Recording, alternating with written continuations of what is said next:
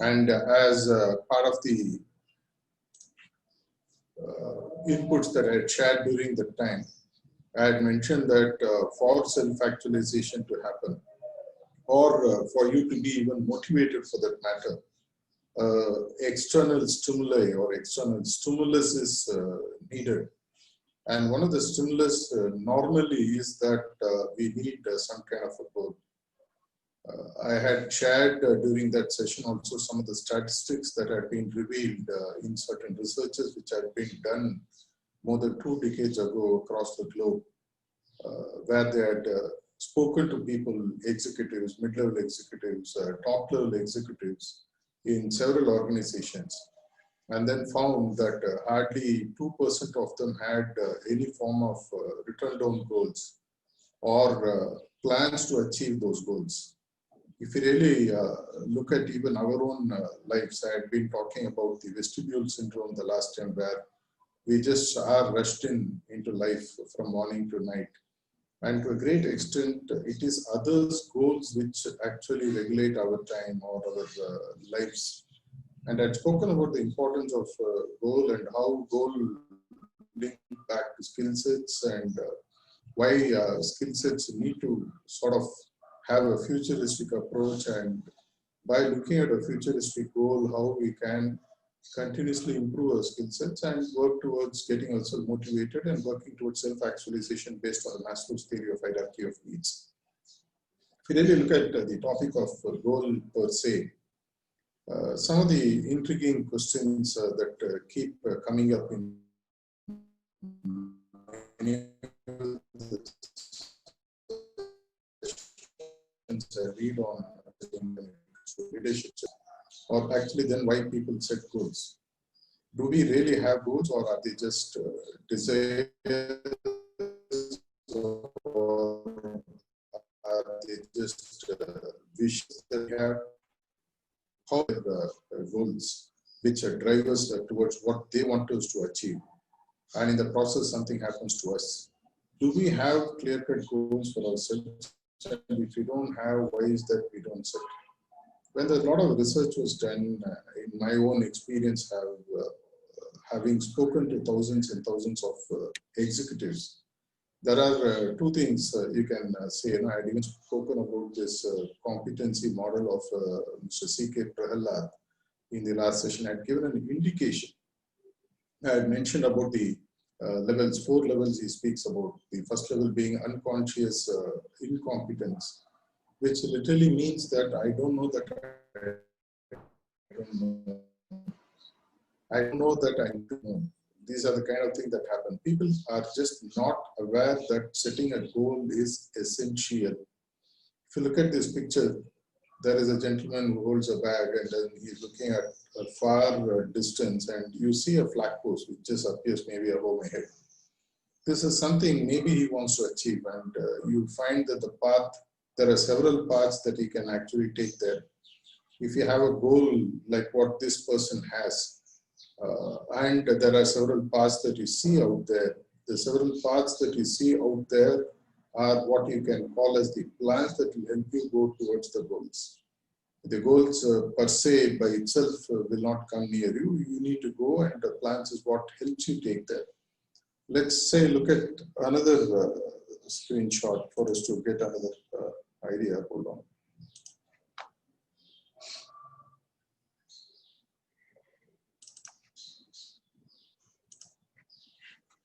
If you look at this person, there is a dark board, and he's actually facing the other way around, mainly also because he is also, his eyes are tight.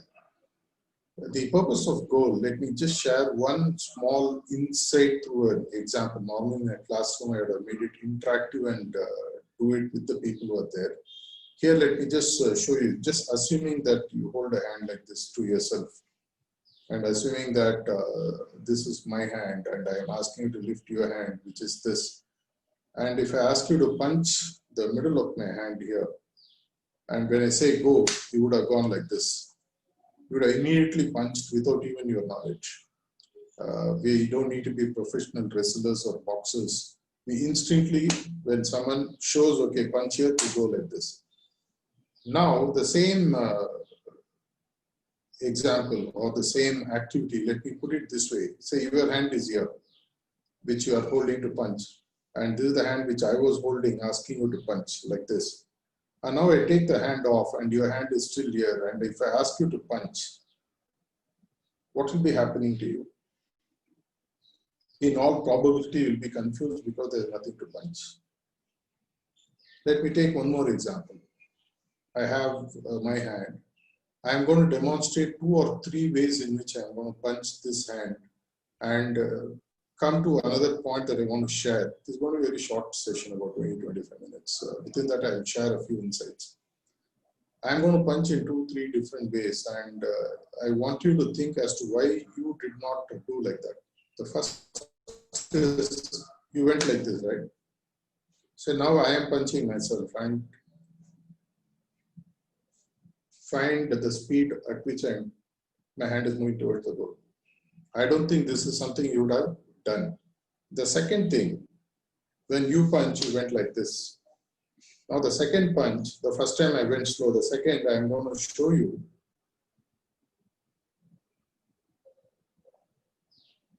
I am moving around and then I am touching it. Why is it that when I ask somebody else to punch, they go like this?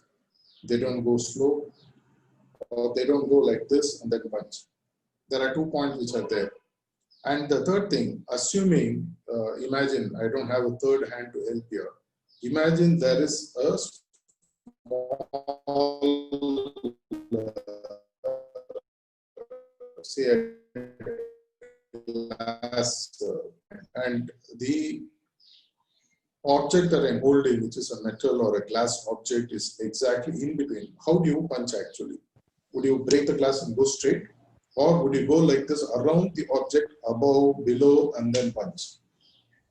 In all probability, you would have gone around. These are the 3 things which tend to happen when you set goals. I'm rather sharing as to why you should set goals. For example, you went like this. This means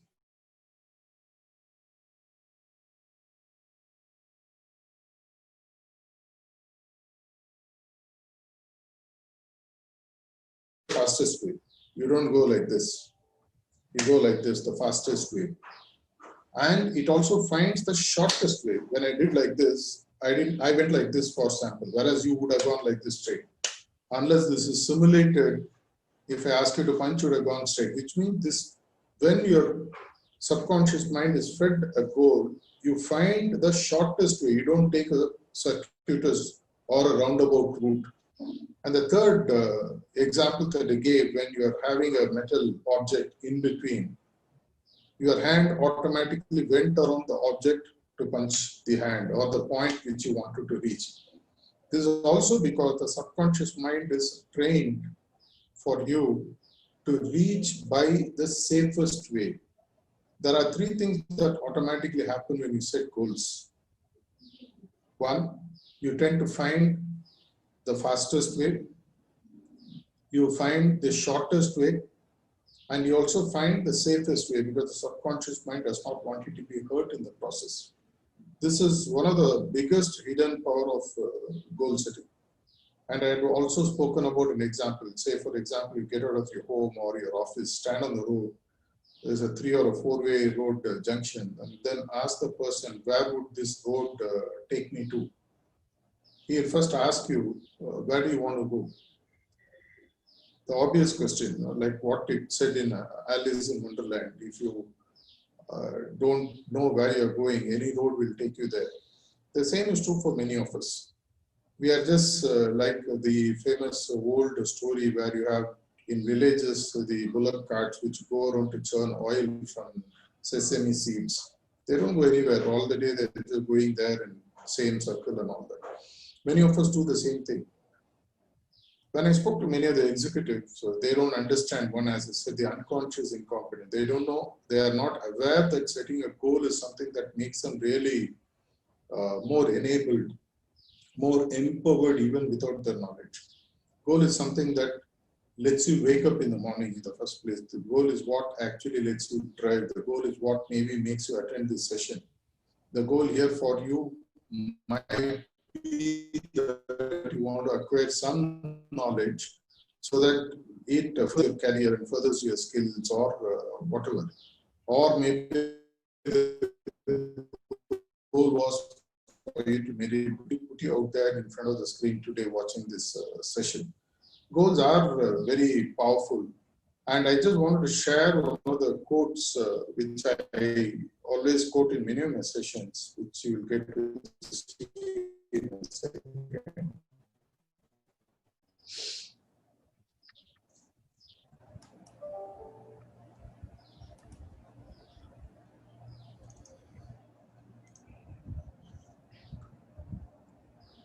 There's another famous quotes from one of the best motivational writers from 30s and 40s called Napoleon Hill. He speaks about the power of goal setting, where he speaks about what the mind can conceive and believe it can achieve. It's a very apparently very simple statement, but extremely powerful statement. We need to really understand for us to dive a little bit deeper into goal setting.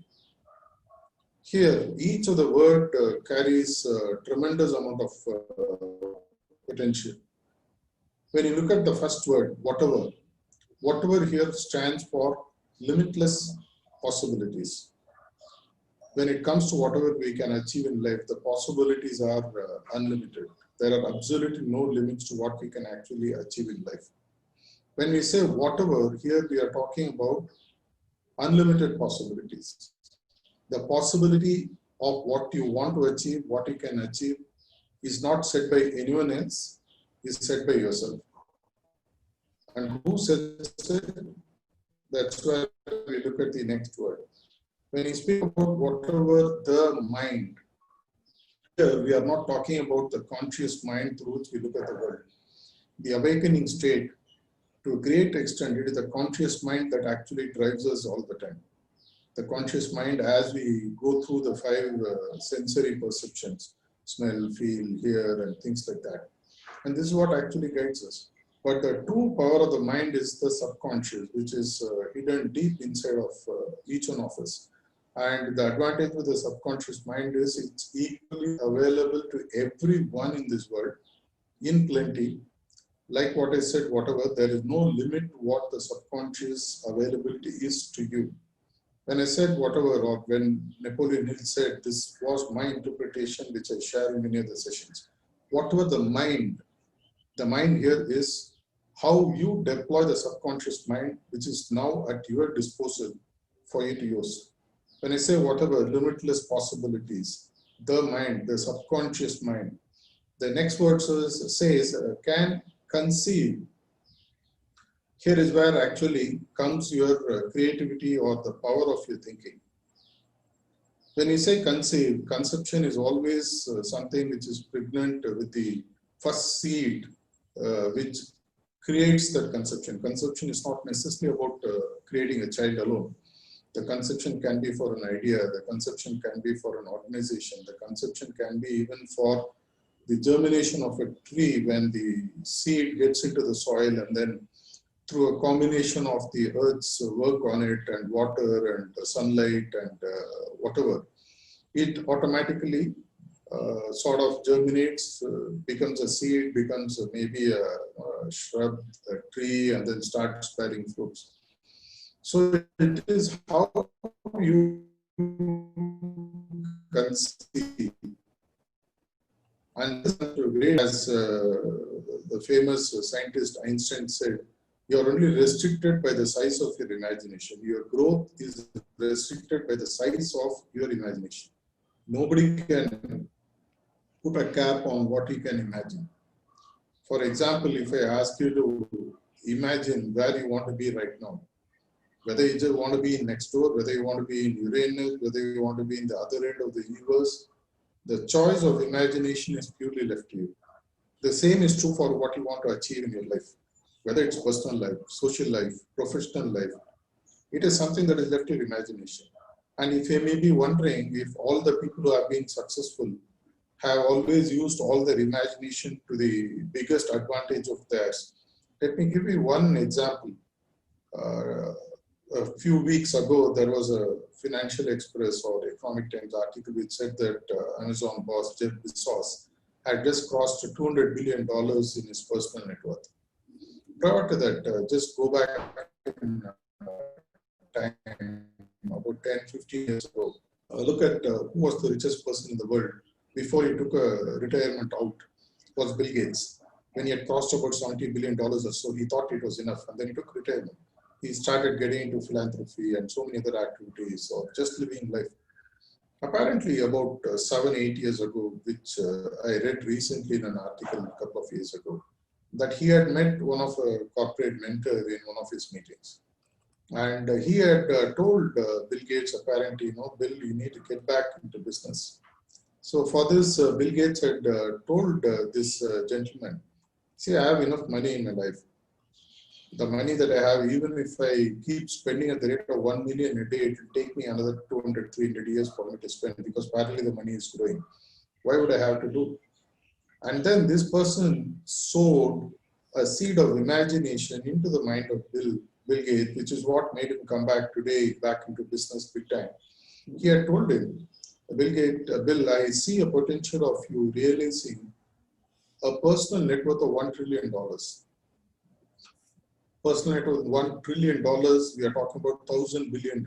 And at $70 billion, it was only 7% of what the net worth of what he, the mentor in his group, Bill was capable of achieving. Bill asked him, I still don't see a need for after this $1 trillion.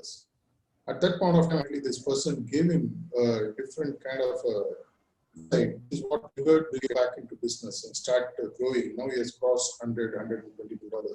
He is now the second or the third richest person in the world. He had told him, it's not that the money that you are going to make for yourself which is important. When he set such a high standard, when he set such a high goal, what is likely to happen when you run after $1 trillion net worth? You are looking at creating a market capitalization of at least $5 to $10 trillion before you can make that money $1 trillion for yourself. Because normally owners or chief executives or founders get about 10, 12% of the market capitalization which accrues into that personal net worth.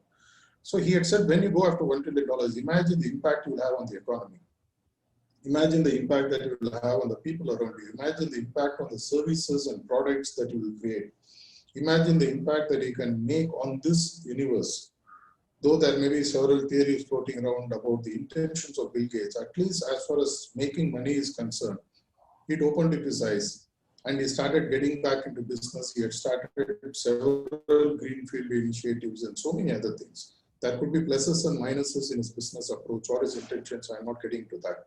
That when even such a senior, seasoned, richest person in the world could be kindled through the power of setting a goal which is loftier than what you have already achieved, which came through the process of imagination. 1 month ago, you must have read the article which came in Bloomberg and so many other websites, which said that Apple has become the first organization in the world to cross market capitalization of $2 trillion.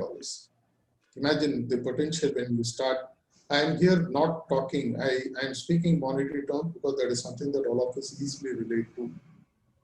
Let me get back into the topic of the expansion of this, what Napoleon Hill had shared.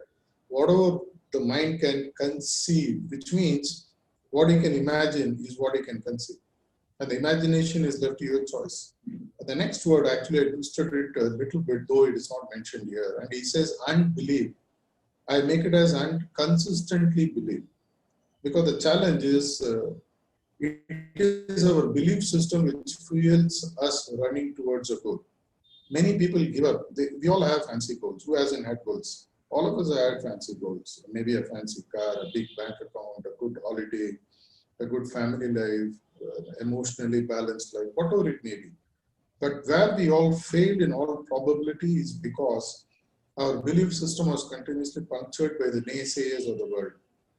What happens is you attend a session, say like this, and the moment you go back and then you write a goal and then start writing down a plan and then you want to achieve it, somebody will come and ask you, are you mad? Did you listen to some crazy motivational speaker who told you to set goals and run after it? Maybe the first time nothing happened, the second time nothing happened, the third time nothing happens. And the fourth time, what happens is you start believing to the negative fuel which comes from outside. Just to demonstrate this, many years back when I was doing a program in one of a star hotel, we just walked out into the lobby to demonstrate how this can work. And then, though it was not done, I picked up a gullible-looking person and then told one of the participants, just go and stand next to him, look at him deeply, and then walk away with a look of concern in your eyes. So this participant did that. He just went and looked at this person and looked into the eyes, gave him a very concerned look, and then went. And then after 2-3 minutes, I picked up another participant. I said, go near him. Just as you go near him, give him a very concerned look. As you go very close, just tap him on the shoulder and say, are you okay? And then keep moving. He did it. And after another 3-minute break, I made another participant to go stand next to the person. He said, are you okay? Would you need any attention? Went off. And the fourth person went after a gap of another 2-3 minutes. He asked him, are you unwell? Would you like a doctor to come and see you? Believe me, by the time actually this person was actually feeling unwell. And all this happened because of 4 or 5 people who were randomly chosen as participants, and then who went and actually told this person. And then of course we went and apologized to the person, thanked him, and he felt relieved that things were all right. The same thing happens to us because we all easily tend to fall for the negative inputs that is fed free of cost all the time. Incoming calls, 24/7 negativity, you open channels, you open newspaper. That's why they say that press sells well, because people love negative news and they get hooked on to negative news. And they believe the worst thing is that what is being showed in press is going to happen to me tomorrow. My house is going to be burgled, my somebody is going to die, I'm going to fall unwell, maybe I'll be fired from the job, I won't get a promotion, I won't get an increment. All this negative self-talks which feed is what actually kills the enthusiasm which is initially put inside of you when you run after a goal. And hence, what Napoleon Hill said, I have twisted it a little bit, whatever the mind can conceive and consistently believe, which means you need to make your subconscious mind like what we call as the fourth knots. You shouldn't allow, in fact, I always used to tell people, even the friends, the close circle that you have, please be extremely cautious of whom you choose to interact with and share your feelings or allow people to share their feelings with you. Because what happens is, there's a famous article that I wrote last year, how 100 people, roughly plus or minus, influence what we think about life. Though we all believe that we have the concept of free will, finally it's about 100 people, our immediate family members, our social connects, our office colleagues.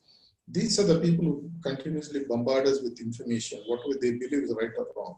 And our opinions and decisions get shaped by this.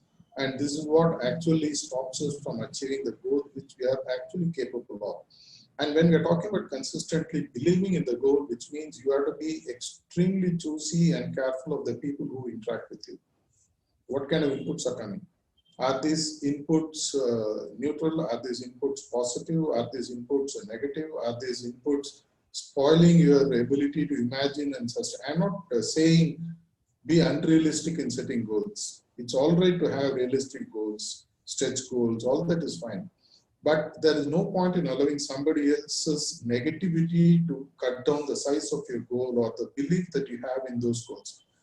And that's what Napoleon Hill talks here. He speaks, whatever the mind can conceive and consistently believe, it can achieve.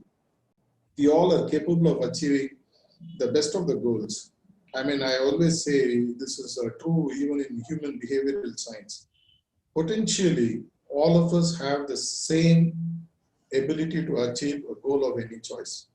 What Mukesh Ambani can achieve, what Tatas can achieve, what Narendra Modi can achieve, what Swami Vivekananda achieved, what Babaji Maharaj can achieve, what any of the spiritual giants have done, whatever the scientists have done, the same potency is lying dormant in each and every one of us. What actually fuels that is your ability to believe in your subconscious mind, in yourself, allow your imagination to work, and allow the imagination to work consistently without it being disfigured or pulled down by naysayers who are around you. If you're able to do that, then goal setting becomes an interesting proposition. Otherwise, what is likely to happen is that even today you are pursuing goals in your life, not yours, but your organizations or your families. For example, your spouse might want you to buy a car or buy a specific dress or be taken out on a holiday around the globe or whatever.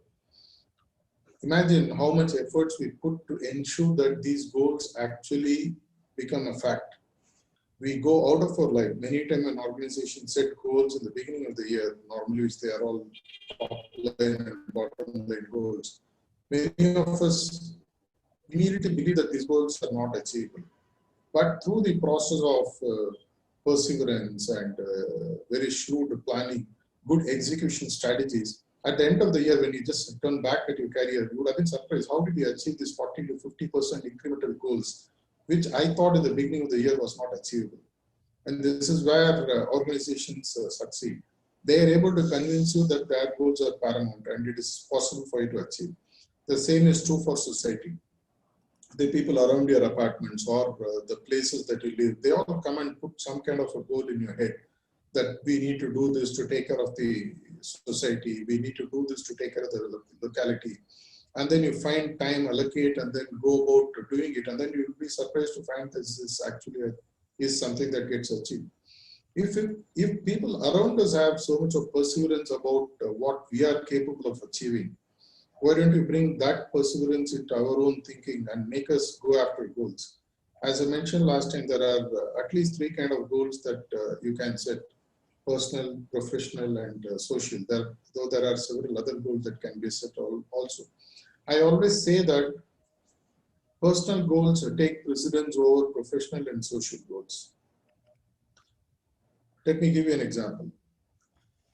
Who are the 3 most important people in the world?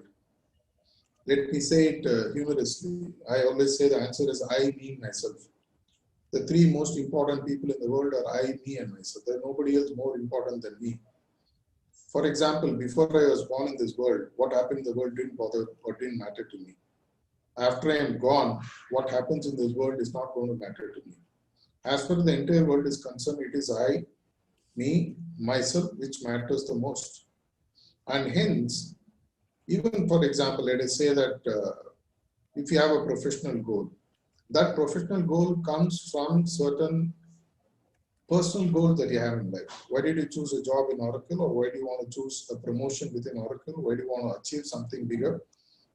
For example, you will obviously get monetized for your work. If you had enough money to sustain 10 lifetimes, would you think you will be turning up at work tomorrow? Most probably not. 98% of the people whom I have met, when I ask them the question, if I give you enough money, 10 times the money that you want for the rest of your life, would you turn up for work tomorrow? And 98% of them said no. The 2% who said will turn up, they're actually business owners. They wouldn't go elsewhere, so they're ready to come to work. Jokes apart, whatever you want to achieve professionally stems from the fact that there is a personal commitment that you have, personal financial commitment, personal material level commitment. And to achieve those goals, you need a profession or a business or a career for you to get after so that you can go ahead and achieve them. The same is true for social goals. And hence, personal goals takes precedence over anything else. If you want to do goal setting, the first thing that you need to do is to set your personal goals. When it comes to personal goals, you can have short-term, mid-term, long-term goals. Short-term goals are typically you set in the realm of 3 to 6 months, 6 months to a year. Mid-term goals are what you set between 6 months to a year or 6 months to 2 years. And long-term goals are, say, between 2 and 5 years or things like that. When it comes to personal goals, there are again 2 kinds of goals that you can have for yourself. Normally, what we have, what are known as ambitious goals, and the second is called as aspirational goals. What are the difference between these 2? Ambitious goals are those goals which are acquisitive in nature. It's as simple as that. I want to have an increased bank balance by another 1 crore rupees. I want to buy an asset. I want to buy some jewels. I want to pay off some debts. I want to perform a wedding. I want to go off on a holiday. I want to become the VP of my company if I'm not one already, or I want to become the CEO, or I want to start my own organization. All these are ambitious goals which lead to something that you want to acquire, whereas aspirational goals are slightly different. Ambitious goals you call it as quantitative goals to a great extent. Aspirational goals are more like becoming. For example, you want to become a leader like your ideal leader is. Or you want to say that I want to be the three most spoken about employee of Oracle India. Aspirational goals normally are goals that you want to become, that you want to grow into. They are qualitative goals. In any goal setting, if you're only setting ambitious goals, at some point of time, life becomes boring. Because if you had understood Maslow's hierarchy of needs, which I covered in the last session, there we have esteem needs, you have ego needs, we have self-actualization needs. All these are based on aspirations. Without aspiration, nobody would have an esteem, self-esteem needs or an ego need. They all come out of aspirational goals to a great extent. I want to be the best spoken leadership circuit speaker. For example, if I have a goal like that, money becomes incidental. It will happen. When you have aspirational goals, ambitious goals tend to become a subset of that. But if you do not have goals, if you don't have any kind of a goal, imagine what is likely to happen. You will be just going around in circle in life, in all probability, even when it comes to spiritual life, even when it comes to your belief in God. Each one of us have a way in which we connect to God and then have our own, based on your faith, based on your religious faith that you have. All of us have a way of connecting to God if you are a believer. If you are not a believer, you can still connect to a higher source and find how that higher source can be made. Even when I ask people, why do you set goals which are spiritualistic in nature? Some of them are very practical. They say that I want to get God on my side. Very practical answer. I have seen many of my business colleagues, business friends, my CEO, coaches, they all have very clear religious goals, or they go to temples, or they form one kind of a faith in some kind of a system. They very clearly say, I want to be on the right side of God because then He'll be on the right side of my life. No harm in that. But still, it's a lofty goal. To have a spiritual goal is more of an aspirational goal. And when it comes to spiritual goals, there are ways and ways in which you can find to reach your spiritual goals. And if you really look at any of the faiths across the globe, if you have studied the religious literature in depth, whether it's the story of Abraham, whether it's the story of Jesus Christ, whether it's the story of the Prophet, whether it's the story of Buddha, whether it's the story of Naren who became Vivekananda, whether it's the story of Lalaji Maharaj or Babaji Maharaj or Chariji Maharaj or Daji, all of them have found a way to go beyond themselves by the process of meditating. In fact, one great advantage I have found through the process of meditation in my own life, in the last 28 years I have been meditating, is that meditation, actually speaking, needs a lot of guts. For a simple reason, you are facing yourself. When you are meditating, when you are keeping your eyes closed, when you are looking within, who are you facing? You are facing a real self. And that's why precisely many people don't want to meditate, don't want. This is precisely the reason why people don't set goals also. When they set goals, they have to face themselves. And the fear of failure takes over. What if I fail? What if people ridicule me? What if people make fun of me? It's better not to set a goal. Or like the children who play the game of dart that you see behind me. They first hit the dart with an arrow. And then wherever the arrow hits, they go and put a circle around it. That makes life very easy. Many of us are like that. We achieve something and then go and tell the world that this is what I intended achieving. You can't win a 100-meter Olympic race by accident. You need to set goals. In fact, it is said that if you want to compete in Olympics, you don't compete in the immediate Olympics or even the next.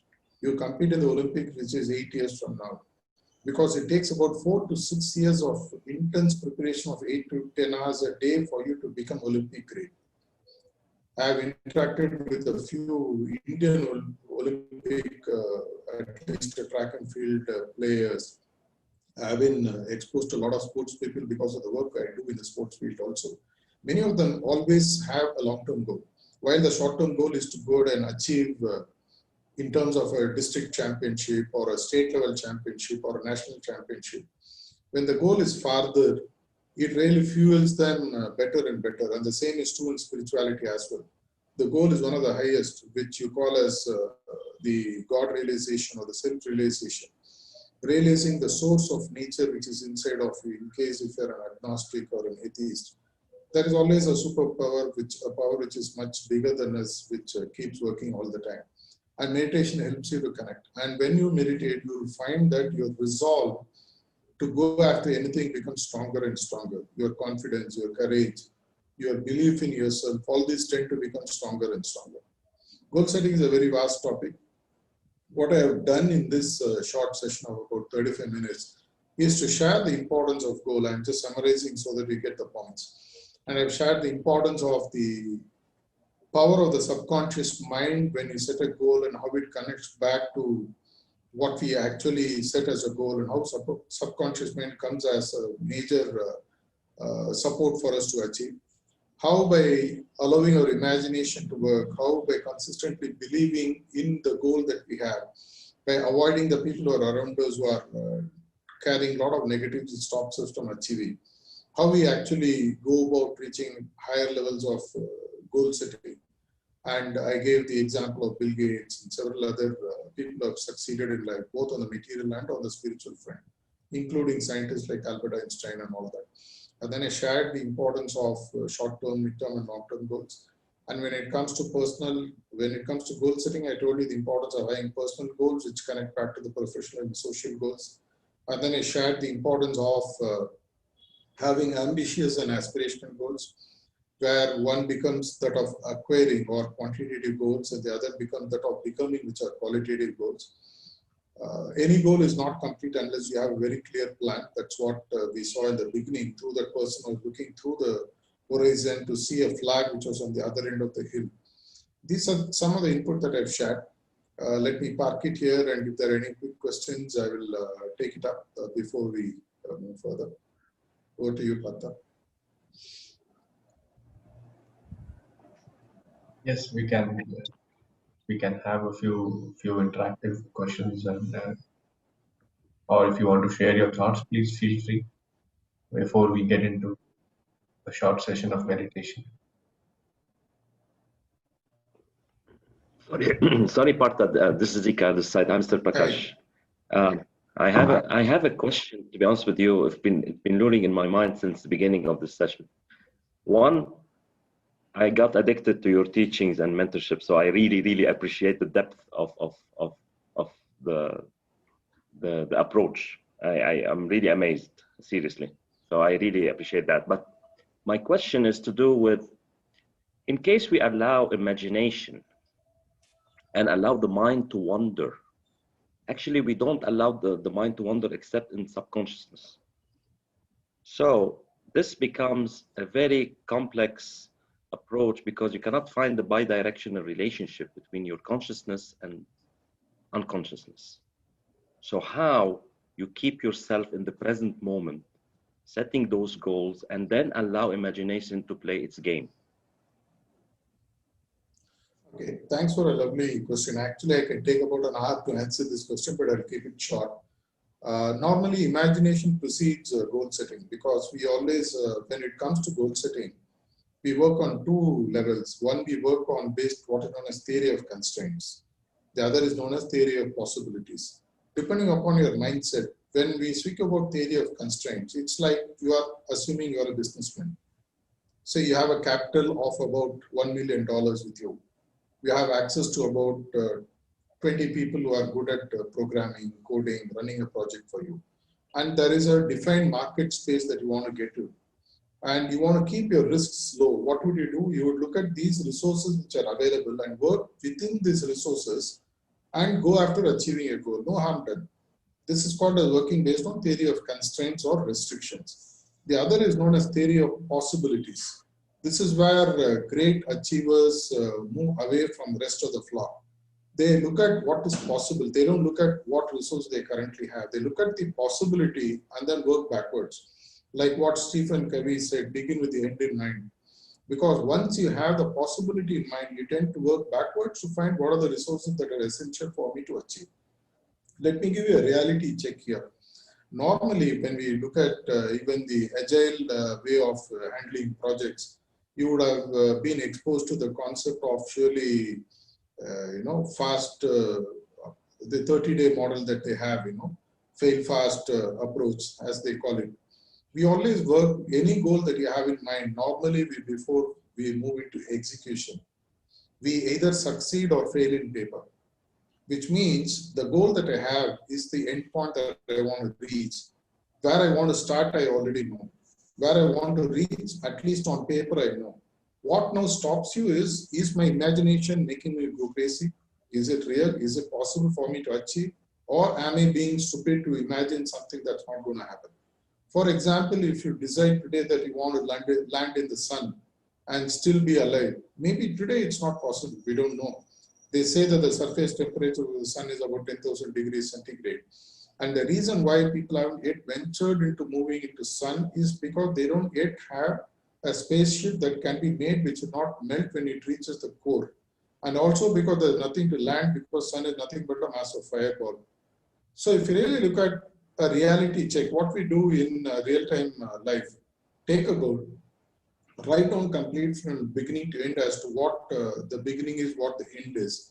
And if you're able to achieve it on paper, because when you write down on paper, then you go through the reality check of what we call as planning. And in planning, you look at contingency planning, preventive planning, and things like that. Are there any failures that I can foresee ahead? Can I stop these failures from happening? Or in case the failures will happen, do I have a contingency plan? If on paper I'm not happy that this contingency, I don't have an option, or I will not be able to prevent this from happening, better don't start. So what we do is don't imagination be perturbed by what is likely to be what we call as a reality check. First put it down on paper. See what happens. On paper, can you execute? If you don't know by yourself whether you can make it achievable or not, go and talk to somebody else who may be at a higher plane than you when it comes to thinking or planning or execution or whatever. If on paper, even if you look at many of the multinational companies, when they launch a product, they do a demographical launch to look at a specific market, then they launch a product to do a test market. Likewise, they do controlled explosions before they actually go for the full nuclear blast. They go for a controlled launch. They do simulations. You never have an airplane pilot flying out on day one, a jumbo jet, a A380 or something like that. You would have done at least about 5,000 to 6,000 of simulation in a flight simulator. And then as a co-pilot, he has to fly about 10,000 hours before he is finally given the handle of piloting an aircraft. So the same way when it comes to, but nobody stops him from imagining that he's going to be the best pilot in the world, but the airline is not going to give him the flight on hand on day one. Likewise, though it might appear to be lunatic to start with, allow your imagination to have a free flow, chart it down, and then do a reality check on paper. In all probability, before you move into execution, you would have found a way to know whether your imagination is right or wrong. I hope in the brief time I've touched upon some answers to quench your thirst on this question. Thank you. Thank you.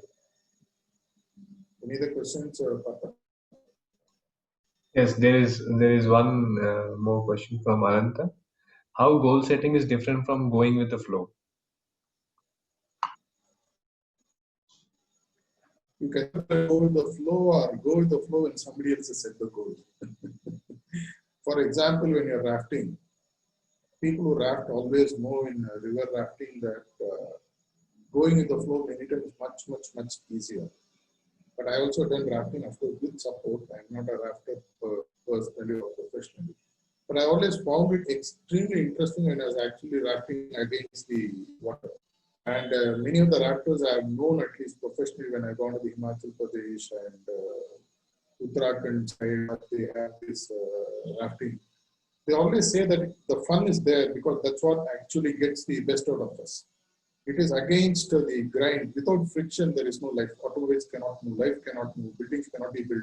We cannot even walk without friction. A little bit of going against the flow is always essential. Even in a gym, on day one, if you can't lift a weight beyond what you are currently capable of lifting,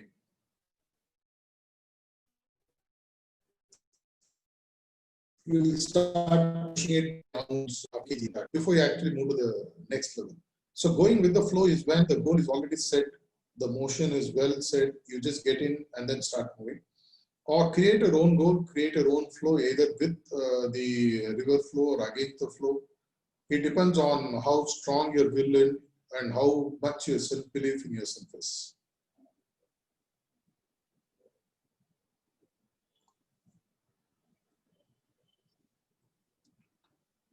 Are there any other questions? None. A short meditation session, and Okay. maybe we can have another Yeah, round of questions. yeah. Maybe you can pause the recording now. We'll move on to meditation.